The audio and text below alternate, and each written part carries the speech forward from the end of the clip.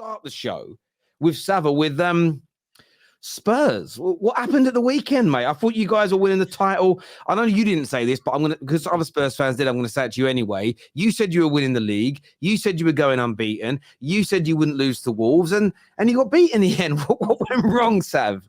Yeah. Just I think it showed underlying just how fragile we are when you remove a couple of players. I think it showed the depth is very much in its infancy.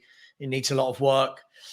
And for me, he got it. I'll be honest, I thought he got it wrong. I thought he's got the team selection wrong. I thought that we didn't get going at any point. We played free holding midfielders.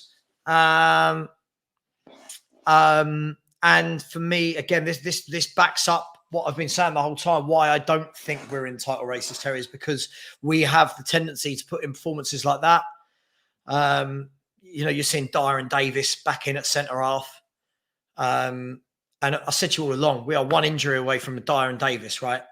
And the big one that no one's talking about, but I say no one, that's completely not true. The big one that is being overlooked is James Maddison. Yeah. If you take James Maddison out of Tottenham Hotspur, we are back to where we've been the last 3 or 4 years, which is a hard-working team, but with no creativity, no playmaker. So I thought we'd lose. I predicted a 3-2 defeat. So a 2-1 defeat, I suppose, is better than I thought. We didn't let him free, but mate, they looked like they were going to score every time they went forward. And it's another game where I'm sitting there saying, thank God Wolves don't have finishers. Bro, I thought they attacked us for fun. You're right. It's 2 games running where, in terms of balance of play, reviewing the performance, you could have lost 5, 6, 7, 1 in terms of the amount of openings, the amount of opportunities for different reasons, of course. One game you had 9 men on the halfway line with the stratospheric line, as we were calling it last week. Yes. But it's one of those moments where I know that the football fan community, it never goes down well, the whole I told you so. But I was sort of sitting there right at the end of the game, and I was thinking to myself, Sav, and Kate, and Alan, and many others, but they're the ones who stood out in my mind on the terrace, where I thought they were so right. It's unbelievable. They weren't saying you can't be happy, that you can't celebrate, you can't say we haven't improved, but this notion that, 1, injuries were never going to happen, and 2, there wasn't the possibility of a regression of just results and performance with these injuries was a nonsense. Because one of the biggest fallacies that spread in football about managers is my manager can improve anyone he buys. So I saw a debate today on the Overlap, and the question at the end was, would Pep be successful at Man United? And I think they all said yes. And I listened, and one thing that I think it was Ian Wright said, along with Roy Keane, was, because Pep, everywhere he goes, he just improves people. He just improves people. He just improves everybody. But I think Pep's amazing, and I think he'd have done better than any other manager we've had in the last 10 years. And I think he would have won some big things. But he wouldn't do what he's doing at City because the structure isn't there. And yes, he can improve people, but he didn't try and this isn't a dig at Pep. This is just saying that even Pep, even Fergie, even Paisley, even Sir Matt Busby, Bill Nicholson, there's only a limit to how much they can improve someone, because Pep couldn't turn Joe Hart into Edison. You still have to buy people. And so for a football club, fans at Tottenham to think that after 10 games, he could turn Eric Dyer into a top-class centre-back because the system works is a nonsense. I can't believe Spurs you've got footballers. Look, I think you've got footballers that can be improved. However, every manager's got a different style of play. So if you're taking your Pep Guardiola example, there are players in the world that will be able to play Pep Guardiola's standard football and players that won't. And he will look at the ones that can be upskilled, that can play his way, and he'll look at the ones that can't, and he'll let them leave. That's the same with any manager. It's the same as Jose Mourinho in his peak. You've got to have a certain type of engine. You've got to have a certain type of work rate. Doesn't matter how skillful you are. If you're not putting in the graft, you're gone. He will work out very soon, is this player a good player that I can improve to get that work rate, or are they just not good enough? Pep's no different. That, being the best manager in the world doesn't mean that you can just take crap footballers and make them brilliant. It doesn't. It means you can realize their potential. The difference is if Pep Guardiola had gone to a Man United, let's be fair, it's the same as if he goes anywhere. The first thing he's going to say is, all right, I'll come to your club, but I want to completely change the back room. I want to completely change the academy. I want to completely change the scouting system. And this is the difference, that when he's gone to City, and I had someone come on my channel the other day, and they said, oh, it's oil money. It's the only reason they win. To which my response was, sorry, who hasn't got billionaires? Everyone's got billionaire owners. The difference is Man City spend their money well. Man City implemented a world-class academy. Man City have had, their director of football's been in place for all this time. But you're right. To bring it back to Ange Postecoglou, I'm sure there are going to be players that he looks at and goes, you know what? You didn't do well under Antonio Conte, but that's because it wasn't the right style for you. I can make you better. There's going to be players where he goes, you can't do what I want. Tungo Ndombele, right? Spurs play a high-pressing, high-energy game. You think he's looking at Ndombele and going, you know who I need in a battle?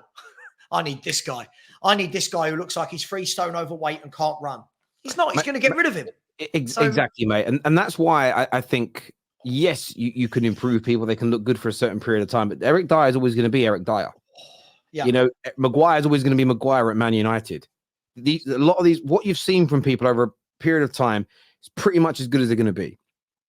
And, people always say to me, yeah, but you back Rashford and you back Bruno. Yeah, I do to a degree. But if you can bring me in better, then I'm up for it. Like I don't have that. That's what one thing me and Lee Gunner really agree on. I don't have that personal connection to a player that supersedes my club improving, and I never have. It's why I don't understand the weird Ramsdale Raya argument the media are creating, because it's the first time ever I've seen a club look to improve a player and the media turn it into a bad thing. Is and I think it's because Ramsdale, England goalkeeper connections, the media, etc.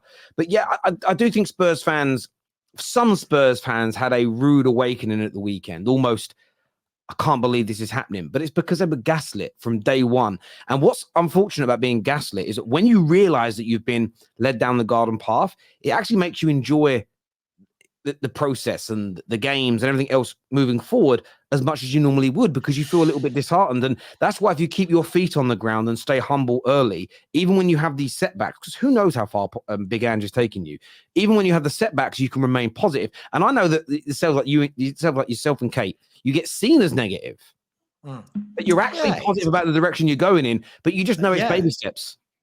Listen, I always say this about everything. I said it about Chelsea at the beginning of the year.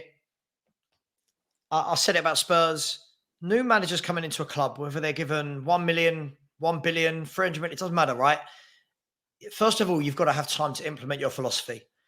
And there are footballers at this club that are still probably struggling slightly to get with that Ange Postecoglou style of football. And that's to be expected, because you know what? You can't do everything in absolutely one window.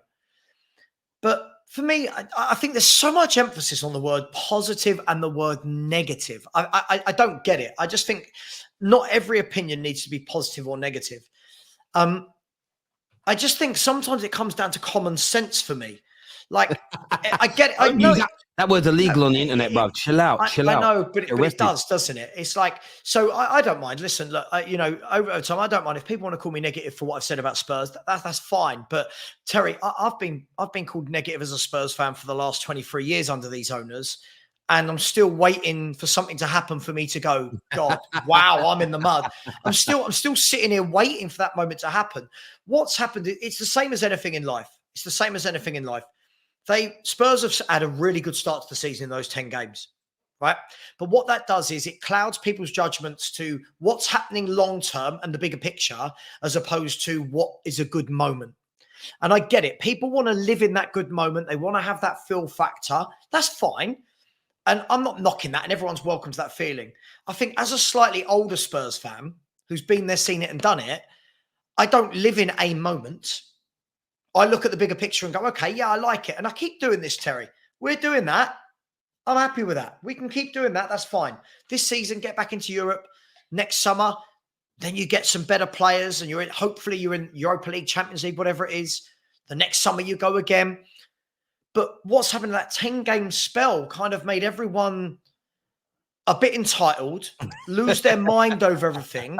And then what we had was we had fans coming onto your like not just your channel, but loads of channels saying things like, oh, Sava wants us to lose. Sava doesn't want Spurs to lose. Sava's never wanted Spurs to lose. All right, Dobby. Sava.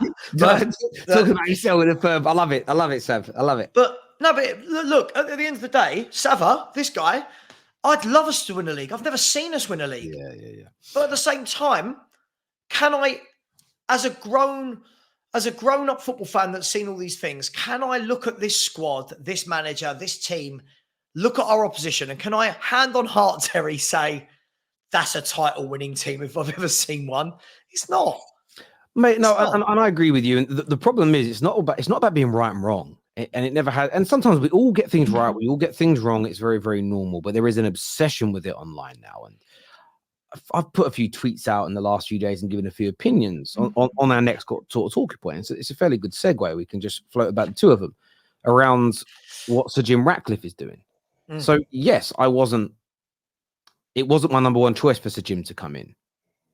But I said in a lot of the videos when there was talk of him being the number one target that I wasn't as against it as a lot of United fans were, because in my personal opinion, if somebody is genuinely siding with billions of pounds of their own money, they're going to do the very best job possible for the football club to win. They're not going to be able to make the money out of it the way the Glazers did, who bought it for nothing because they bought it with debt. So even if Sir Jim wants to make profit in the future, he's only going to do that by us being successful. So that's a positive element for me. That was twisted into, well, you prefer him to the Qataris. No, that's not what I said. There's some stories I've read where the Glazers might basically have a veto still over the sporting decisions. And if that's the case and they still make the final decision, then I don't believe it's going to progress us moving forward, because they've stunted us at development. They've stumped us at that level now, at that stage of things, for 10 years. So just because Sir Jim's here, if they still get the final say over the sporting element, I'm not convinced we'll get better. But if it turns out they don't, and Sir Jim has that vote, and he's bringing in, as we know, Jean-Claude Blanc, the likes of John Mersall and Richard Arnold, who've already been dismissed today, all go, and he brings in a whole new group of people, then you can look at it and you can change your mind and say, well, I'm going to be a bit more optimistic. I'm going to wait and see how things pan out. Even my thoughts on the manager may change if it comes out that we were aware the manager isn't playing the style of football he's famed for, and we're now going to help him to continue building a squad, but encourage him to play more that way. Forget what he was told by the previous sporting directors, etc. Then my opinion on him may change again. And I think that's the problem that we live in nowadays, is people like give an opinion and they're so desperate to be right, they won't change when information changes. You know, I'm pretty sure if you guys won your next 10 games, kept on improving, bought well in January, and then somebody said to you after 25 games, 7 points clear at the top, looking great, do you think we could win the league? You'd have said, I think we might be able to, because the information has changed. There's more of a body work, more data to go into. And we just live in a strange world now where sometimes if you change your opinion, you're called a flip-flop. And then other times, if you're not don't have the right opinion, you're attacked for it. And it's I think changing opinions are okay. Changing opinions are okay. I just think it's when they're changed from game to game to game to game. I see YouTubers do it. I see YouTubers put out videos now like, this player's the best player in the world because he had a good game on Sunday. And then the next week, it's, this player's well overrated. Look, I think, as you said, it's, if you gain new information that changes things. So if Spurs for the next 10, 15 games won all 10, 15, Spurs are top come the end of January. We've had a good January window. And you say to me, can we win the league? Yeah, why not? But when you're asking me now in what are we, November, exactly midway through November, I'm looking at that squad. I'm looking at everything and thinking, I just don't think it's there. And anyone that's watched us play closely knows we're not quite there. I would think that. The very same Spurs fans who I was saying, who were saying we were going to win the league, I'm now watching their YouTube shows and they're saying things like, oh, well, you know, it is his first season and you need time. And it's like, it's amazing what a couple of defeats do, right? And look, we're a decent team that needs time. Ange isn't a miracle worker. Ange is going to get things wrong.